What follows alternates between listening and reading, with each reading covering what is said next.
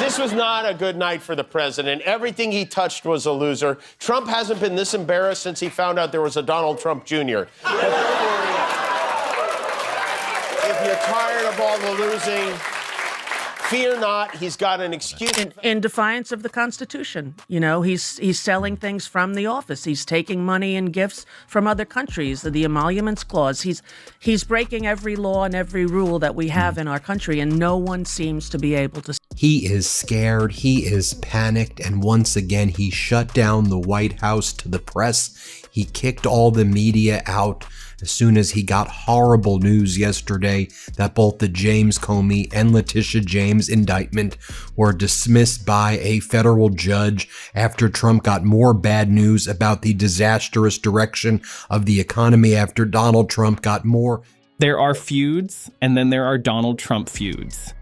And when it comes to the longest, most brutal, most publicly documented destruction of a con man's reputation, nothing comes close to what Rosie O'Donnell and Jimmy Kimmel have done to Trump over nearly 2 decades. This isn't just about insults thrown back and forth on television. This is about 2 entertainers who called out Trump's fraud, his corruption, and his authoritarian tendencies years before anyone else was paying attention. Was told by ABC that his show was canceled. No, they weren't. Something happened between then and now because his audience is gone and his talent was never there. People saying, I'm canceling my trip to Disney, I'm canceling my Hulu, my Disney Plus. $4 billion in 4 days. Bravo, America. And this is how much power we have.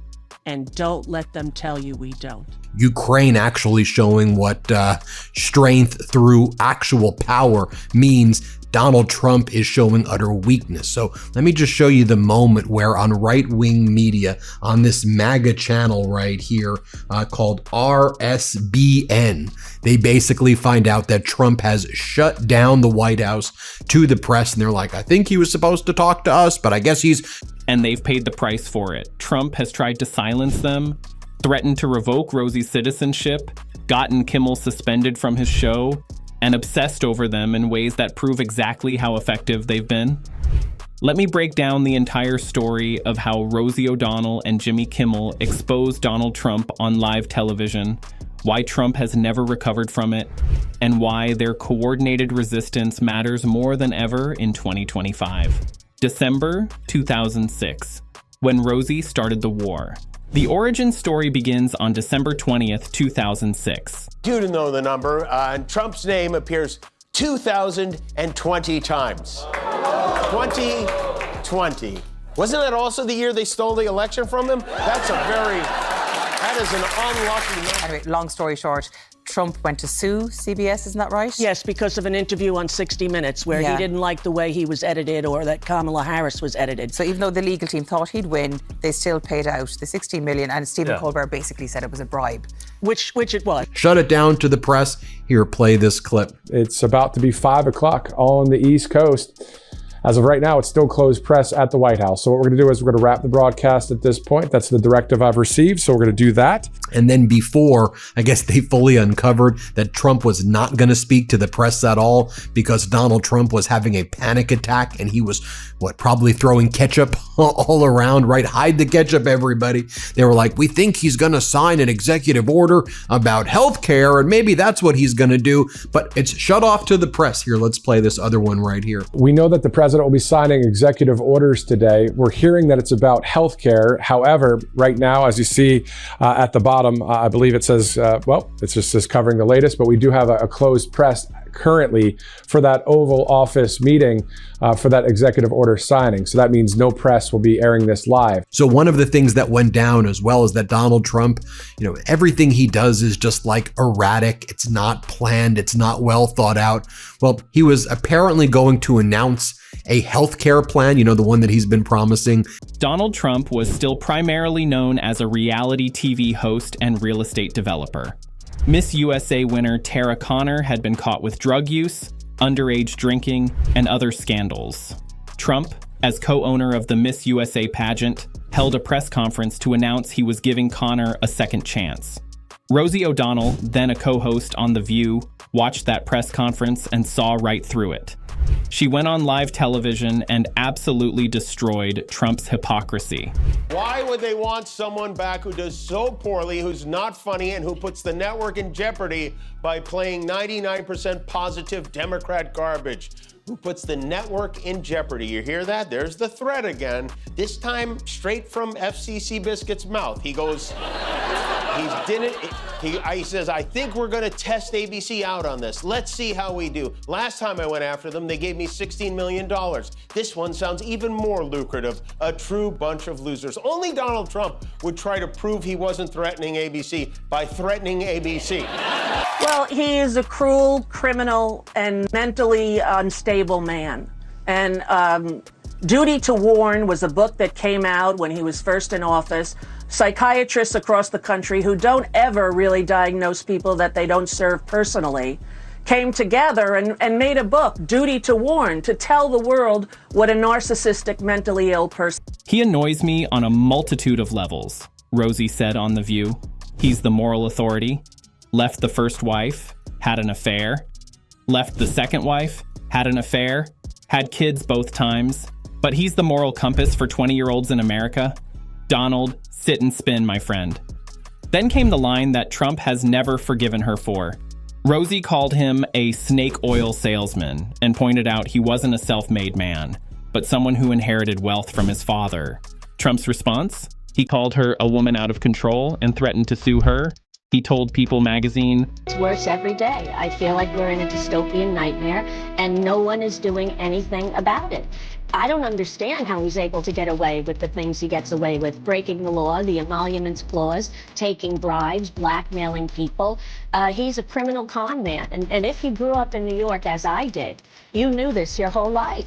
We watched his planes get repossessed off the runway at LaGuardia. We watched him try to sell steaks and cologne in a fake university, steal money from charities that his family can't even have a charity anymore in New York City, in the New York State, because they had stolen money from kids' cancer charities.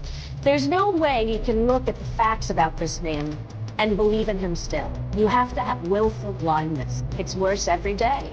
Rosie will rue the words she said. I'll most likely sue her for making those false statements, and it'll be fun. Rosie's a loser, a real loser. I look forward to taking lots of money from my nice fat little Rosie. And that's when the nearly 20-year war began. Because Rosie had exposed something Trump couldn't stand. The truth about who he really was. If you're ready to see how two comedians have systematically destroyed Trump's credibility for almost 2 decades, hit that subscribe button right now because we're documenting every brutal moment. It's a Democrat hoax, and the reason he refused to sign an executive order to release the files months ago is because it's a waste of time. And that's the thing about Donald Trump. This is not a man who wastes time on nonsense. We're going to have a UFC fight. Think of this on the grounds of the White House. This is an executive order relating to the use of paper straws. Changing the name of the Gulf of Mexico to the Gulf of America. He was thinking about extending the Affordable Care Act subsidies, the Obamacare subsidies, for about 18 months, perhaps 2 years, which, by the way, wouldn't have been a bad thing. Like, that would have been a good thing if he made that announcement. But then all of these MAGA Republicans in the House and Senate revolted, and more of them threatened to resign. They said, you make this announcement, Donald, because we've been out there saying that we're here to kill Obamacare because that's what you said we're going to do. January 2007, Trump appears on Kimmel's show. Just weeks after the View incident, Donald Trump appeared on Jimmy Kimmel Live on January 16, 2007, and Kimmel didn't hold back. The interview became a defining moment because Kimmel repeatedly joked about Rosie O'Donnell, knowing it would get under Trump's skin. Trump called Rosie disgusting and discussed his childish feud with her while Kimmel mocked him to his face.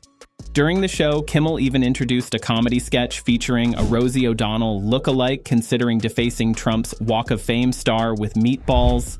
Think about that. Have you been enjoying Trump's most ridiculous distraction from the Epstein files yet? The president claims he's the victim of a triple sabotage during his visit to the United Nations building in New York on Tuesday. The teleprompter wasn't working, there were issues with the sound system, and most nefariously of all, his escalator stopped. Thank you very much. Very much appreciate it.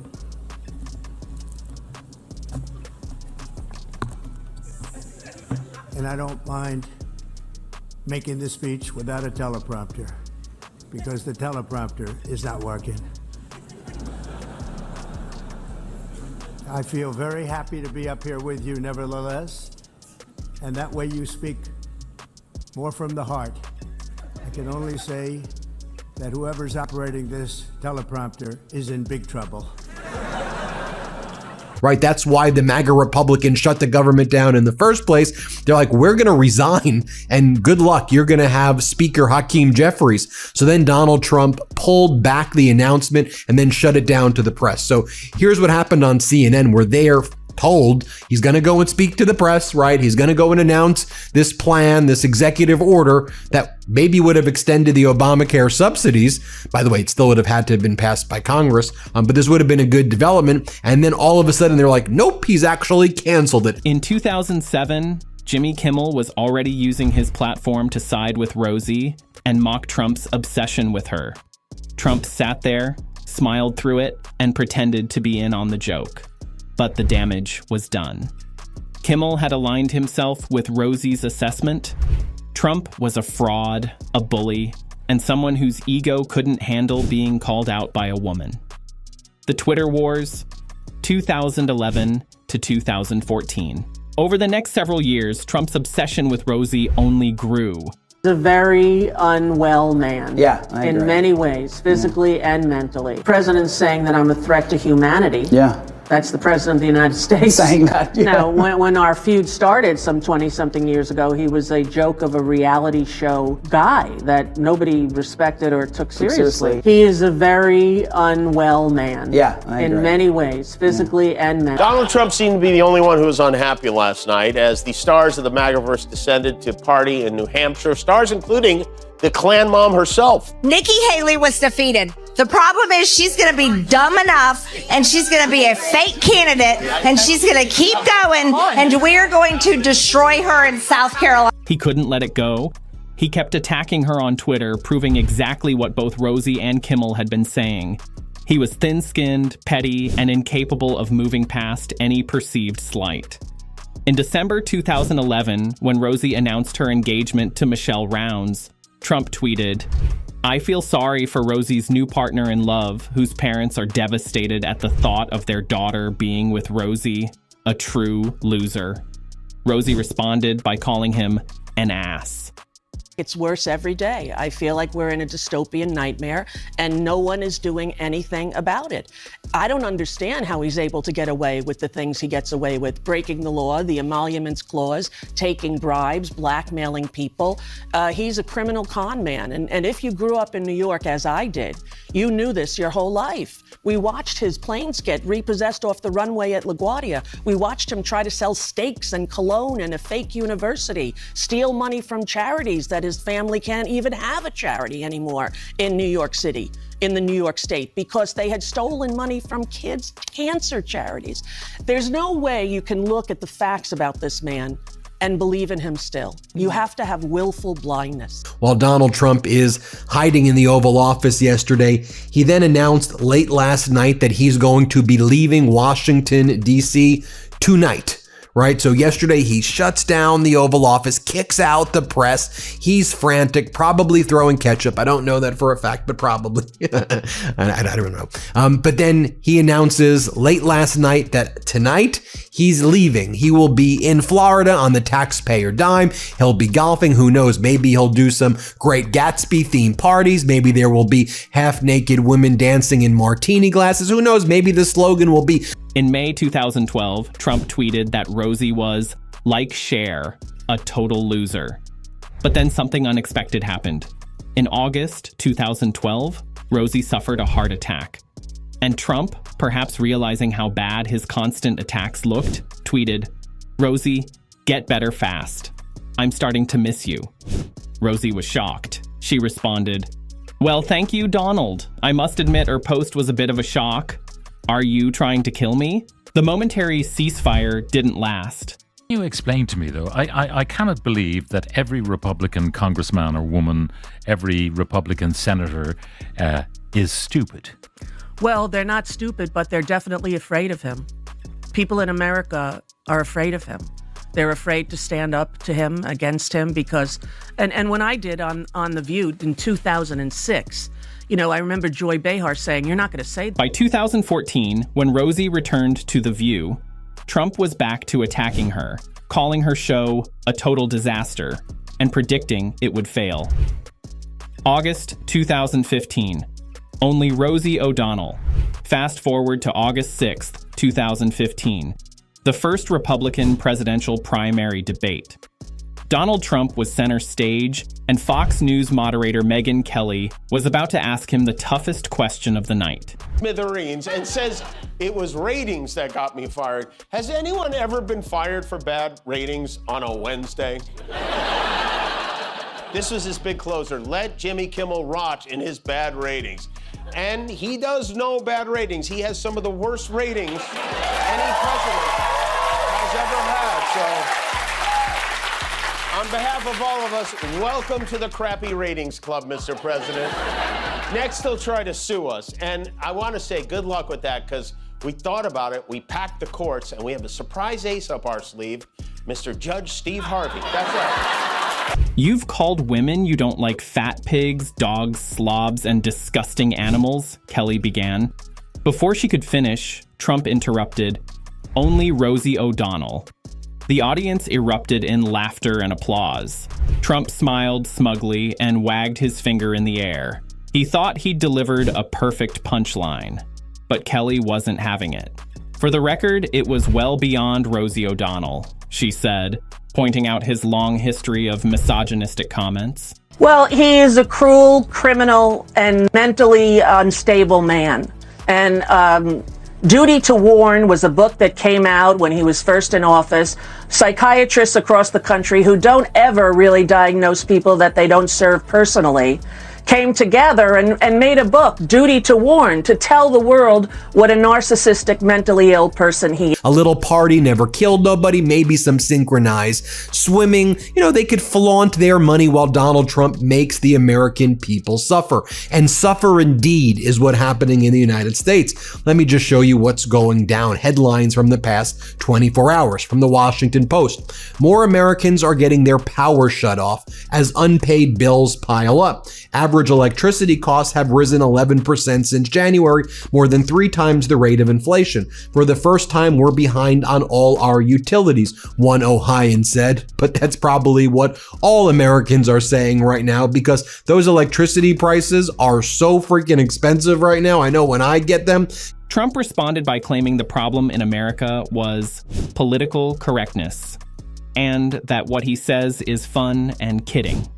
Rosie responded on Twitter less than 20 minutes later, "Try explaining that to your kids." Think about that moment. Trump was running for president of the United States, and his defense against accusations of sexism was to double down on attacking a woman he'd been feuding with for 9 years. He couldn't help himself. The obsession was real, and Jimmy Kimmel was watching. Got 2 of them. He wrote, Trump wasn't on the ballot and shutdown were the 2 reasons that Republicans lost elections tonight. Now, if Republicans had won and he wasn't on the ballot, would he take credit for that? Oh, yes, he definitely would, but he lost. And then he posted this. He posted, "And so it begins," which was either a response to Mamdani winning the mayoral race, or he just said...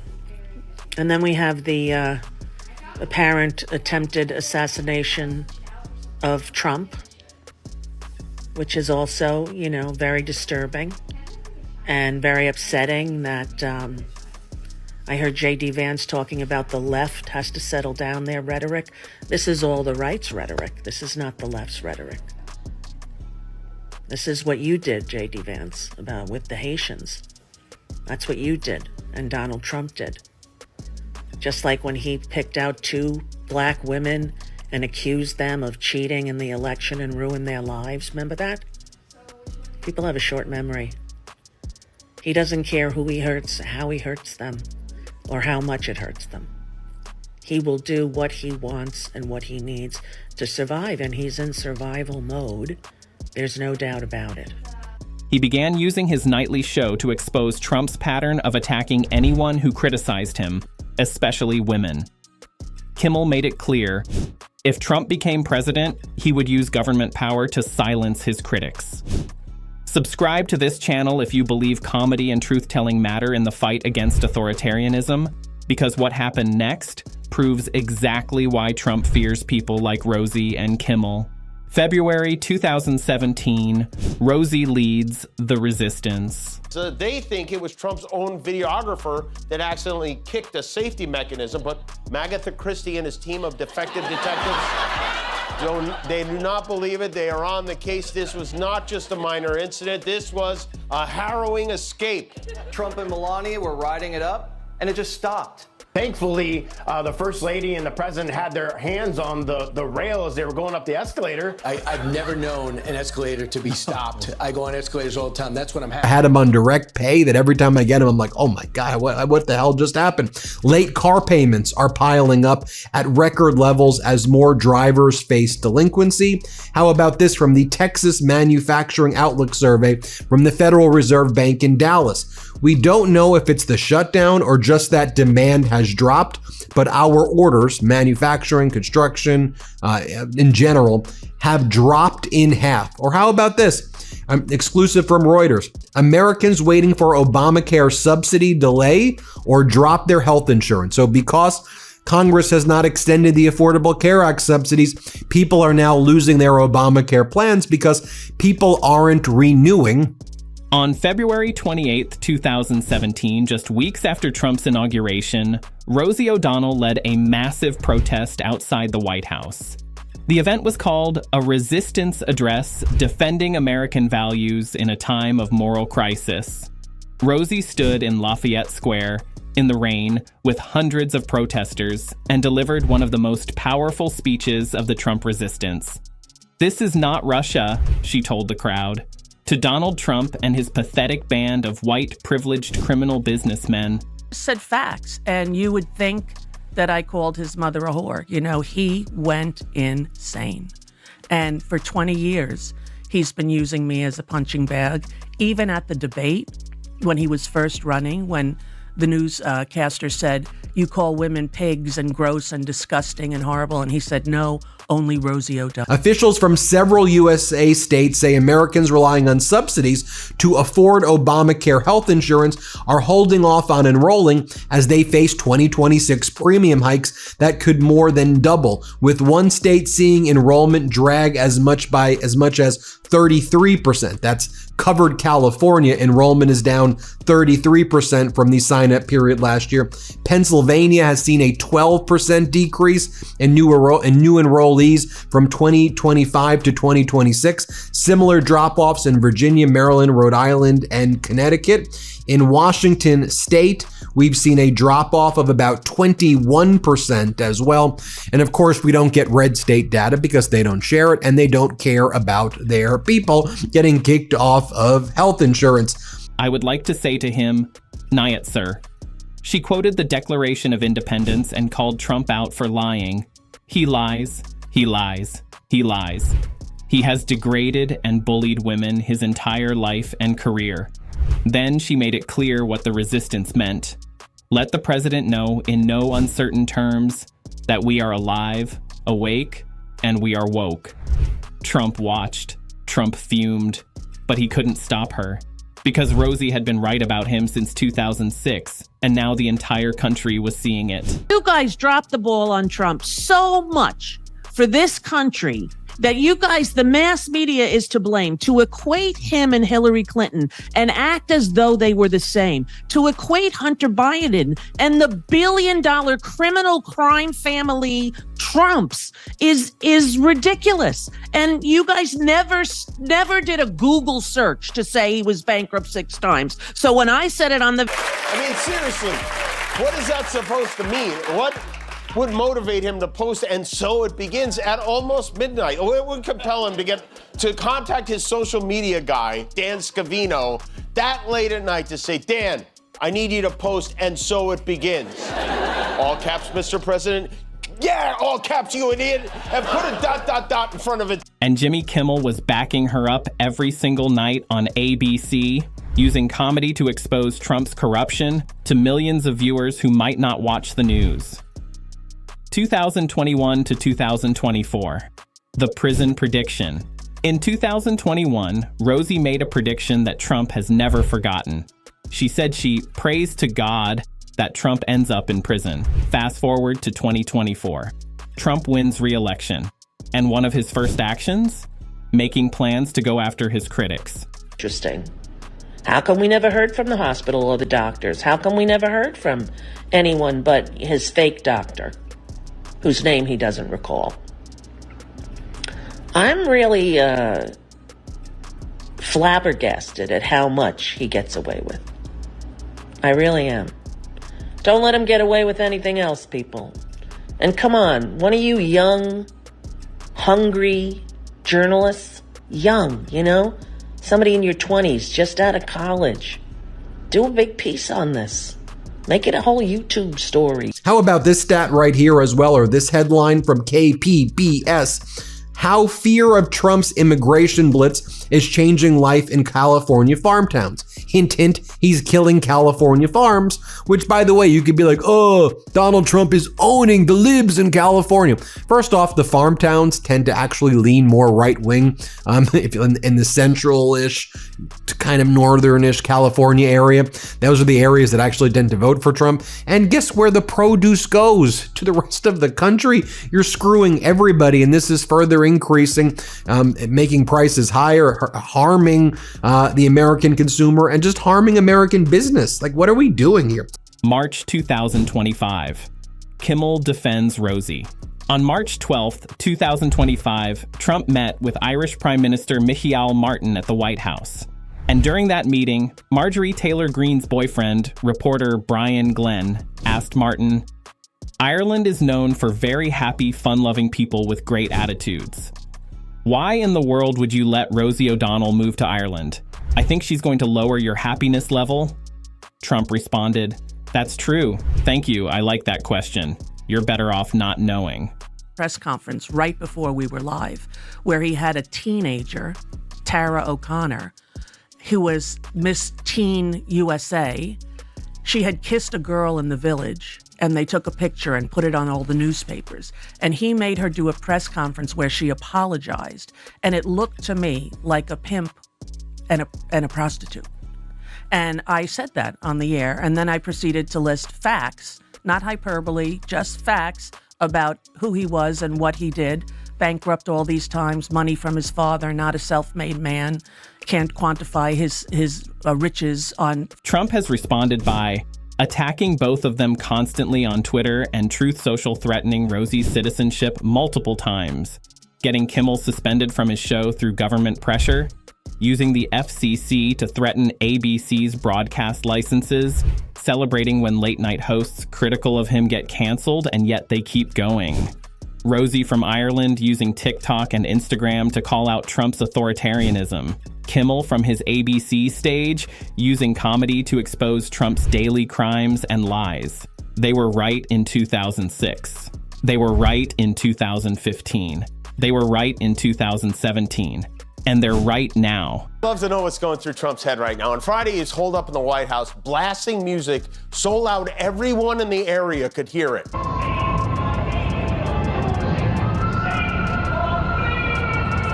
Nothing to see there, just the president alone in the White House blasting Phantom of the Opera at full volume while rage tweeting about how everybody's out to get him. And he also turned the volume up to 11 for a number from Elton John. Don't Let the Sun Go Down on Me is blasting out of a speaker over in the Rose Garden, over here onto the North Lawn.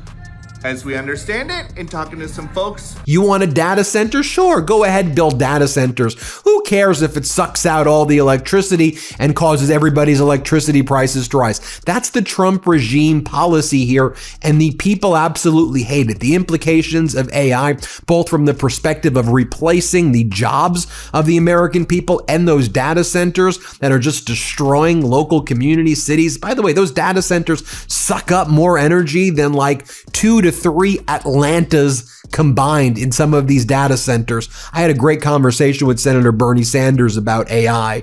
Trump is a con man. He's a fraud. He's an authoritarian who uses government power to silence critics. And the fact that he's still obsessed with Rosie O'Donnell nearly 20 years after she first called him out proves exactly how effective she's been. Jimmy Kimmel and Rosie O'Donnell didn't just expose Trump on live TV once or twice. They've been exposing him for 2 decades. Through comedy, through protest, through solidarity with other targets of Trump's attacks.